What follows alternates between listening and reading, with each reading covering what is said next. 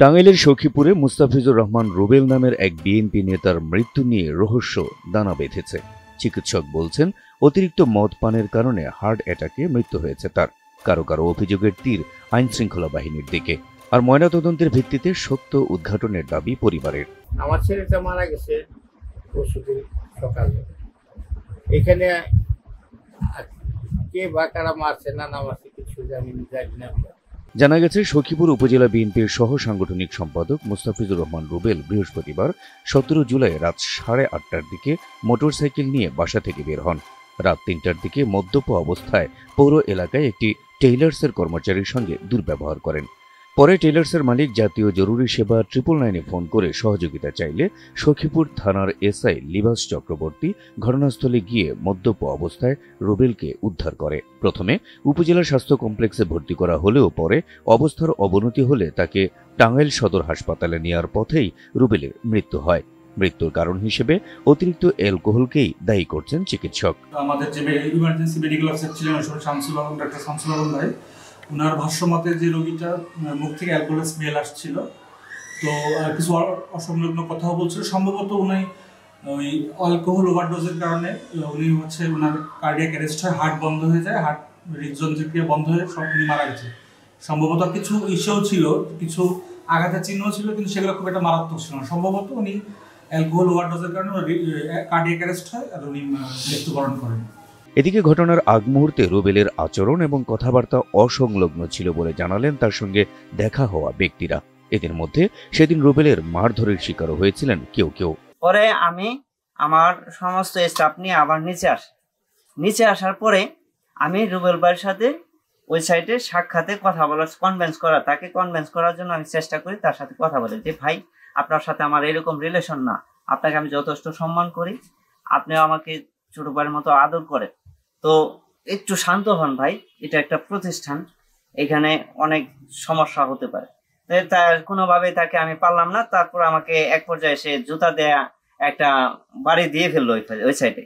পরে ওনার হাতে একটা লাঠি ছিল, পাশেই দেখলাম একটা লাঠি, যদি লাঠিটা হাতে নিয়ে ফেলে আবার, তার কারণে আমি লাঠিটা নিয়ে ওইখান থেকে এই সাইডে চলে আসি।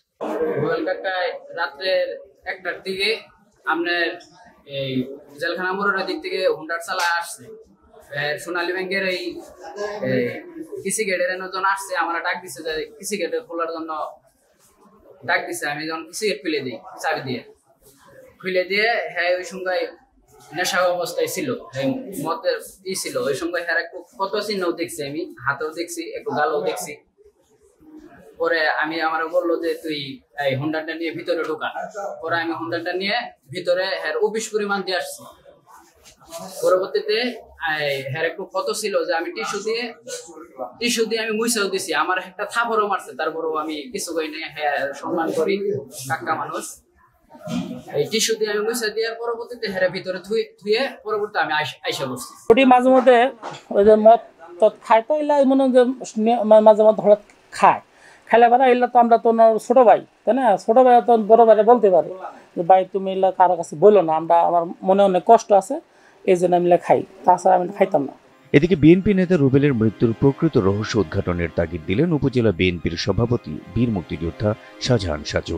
মূল উদ্ঘাটন করে প্রকৃত দোষী যে ব্যক্তি তাকে শনাক্ত করে তার শাস্তির আওতায় আনা হোক। আমি কাউকে দোষী না, আমরা কাউকে দেখি নাই, কার সম্পর্কে জানি না, কাউকে দোষ দিতে পারি না।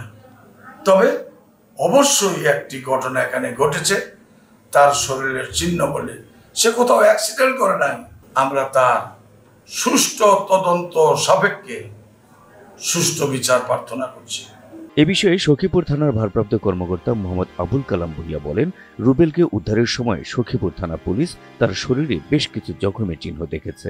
তদন্তের পর ঘটনার প্রকৃত রহস্য উদ্ঘাটনের প্রতিশ্রুতি দিলেন তিনি। আমাদের রেস্কিউর আগে আমার অফিসারও দেখতে পেয়েছে এবং ওই জায়গার যে নাইট গার্ড ছিল বাজারে, তারাও বলেছে তাই সে ওনার ঢুকার সময় তার কপালের মাঝে, গালের মধ্যে দুইটা, তারপর হাতের মধ্যে জখমের চিহ্ন, জখম বলতে ছিল জখম, এবং একজন নাইট গার্ড বলেছে সে নিজে টিস্যু দিয়ে এটা মুছেও দিয়েছে।